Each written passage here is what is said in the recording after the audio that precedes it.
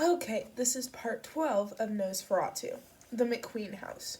Vic was headed out of the house 2 days later to ride her bike over to Willa's. Last chance to see her BFF before Vic and her parents took off for 6 weeks on Lake Winnipesaukee when she heard her mother in the kitchen saying something about Mr. Yugi. The sound of his name produced a sudden, almost crippling feeling of weakness, and Vic nearly had to sit down. She had spent the weekend not thinking about Mr. Yugi with a vengeance, something that hadn't been hard to do. Vic had been down all Saturday night with a migraine headache so intense it made her want to throw up. The pain had been especially fierce behind her left eye. The eye had felt like it was going to pop. She climbed back up the front steps and stood outside the kitchen, listening to her mother bullshit with one of her friends. Vic wasn't sure which one. She stood there eavesdropping to her mother's side of the phone conversation for close to 5 minutes, but Linda didn't mention Mr. Yugi by name again. She said, "Oh, that's too bad, and poor man," but she didn't use the name. At last, Vic heard Linda drop the phone back into the cradle. This was followed by the clatter and slop of dishes in the sink. Vic didn't want to know. She dreaded knowing. At the same time, she couldn't help herself. It was that simple. "Mom," she asked, putting her head around the corner, "did you say something about Mr. Yugi?" Linda asked. She bent over the sink, her back to Vic. Pots clashed. A single soap bubble quivered, popped. "Oh yeah, he fell off the wagon. Got picked up last night, out in front of the school, shouting at it like a madman. He's been sober 30 years, ever since he decided he didn't want to be a drunk anymore. Poor guy. Dottie Evans told me he was down at church this morning, sobbing like a little kid, saying he was going to quit his job, saying he can't ever go back. Embarrassed, I guess." Linda glanced at Vic and her brow furrowed with concern. "You okay, Vicky? You still don't look too good. Maybe you ought to stay in this morning." "No," Vic said, her voice odd and hollow as if coming from inside a box. "I want to get out, get some fresh air." She hesitated, then says, "I hope he doesn't quit. He's a really nice guy." "He is, and he loves all you kids. But people get old, Vic, and they need looking after. The parts wear out, body and mind." Riding into the town woods was going out of her way.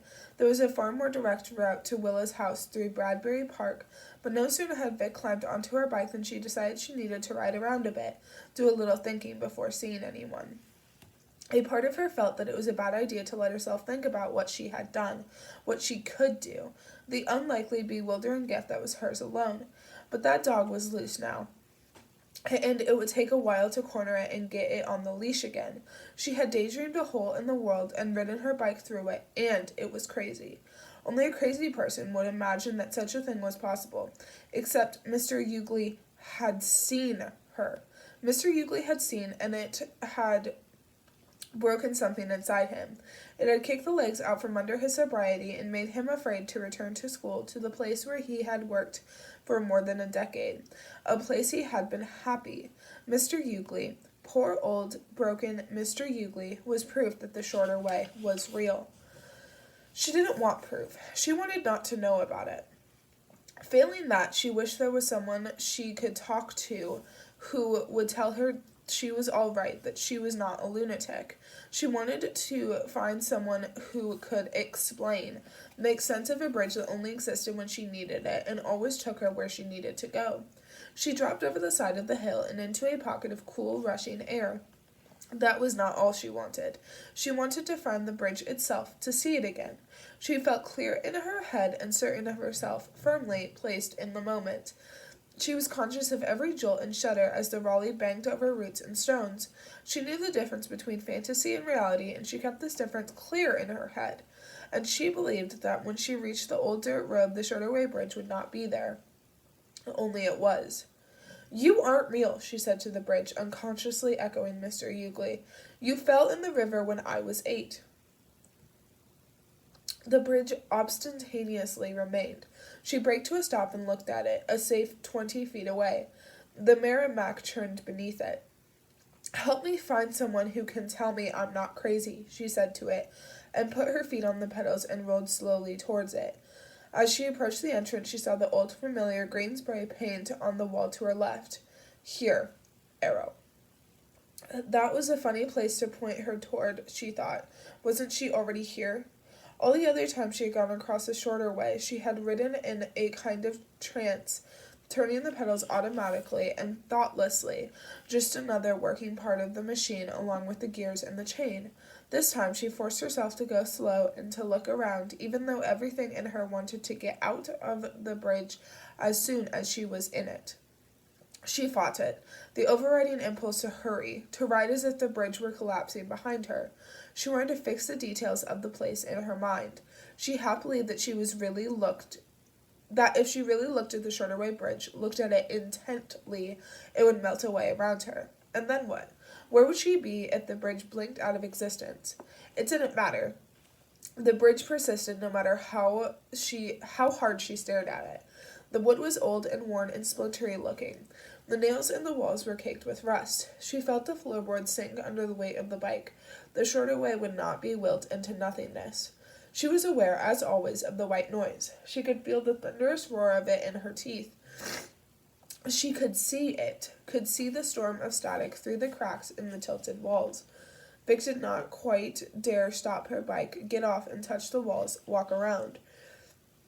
She believed that if she got off her bike, she would never get back on.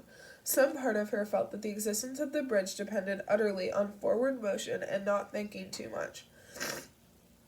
The bridge buckled and stiffened and buckled again. Dust trickled from the rafters. Had she seen a pigeon fly up there once? She lifted her head and looked and saw that the ceiling was carpeted in bats, their wings closing around the small furry nubs of their bodies. They were in constant subtle movement, wiggling about, rearranging their wings. A few turned their faces to peer nearsightedly down upon her. Each of these bats was identical, and each had Vic's own face. All their faces were shrunken and shriveled and pink, but she knew herself. They were her, except for the eyes, which glittered redly like drops of blood. At the sight of them, she felt a fine silver needle of pain slide through her left eyeball and into her brain. She could hear their high, piping, nearly subsonic cries above the hiss and pop of the static flurry. She couldn't bear it. She wanted to scream, but she knew if she did, the bats would let go of the roof and swarm around her, and that would be the end of her. She shut her eyes and threw her whole self into pedaling to the far end of the bridge. Something was shaking furiously. She could not tell if it was the bridge, the bike, or herself. With her eyes closed, she did not know she had reached the other end of the bridge until she felt the front tire thump over the sill. She felt a blast of heat and light. She had not once looked to see where she was going and heard a shout. "Watch out!" She opened her eyes just as the bike hit a low cement curb in